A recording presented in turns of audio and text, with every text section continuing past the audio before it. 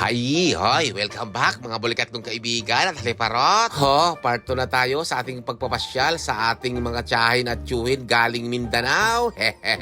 For today's video nga, nandito tayo sa Little Tagaytay ng Magsaysay. O diba, andito tayo ngayon sa Calatutsi. Grabe, ang lamig ng simoy ng hangin dito. Kaya naman, nag-enjoy talaga ang mga bata. Pati na rin ang mga matatanda, syempre.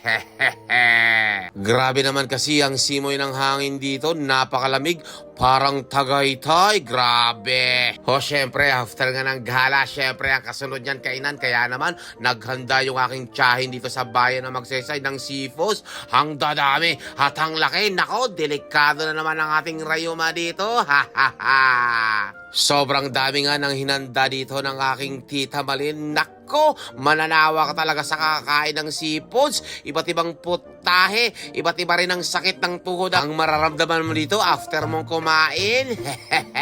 Kaya naman, isang maligayang kaarawan sa'yo, Tita Malin. Happy birthday! God bless! Sobrang nag-enjoy nga ang lahat kahit pagod. Siyempre, pagkatapos kainan, nako, manunumbalik uli ang lakas.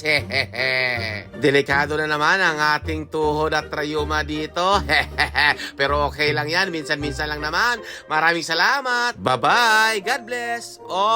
Mag-follow ka na. Pindutin mo na yan.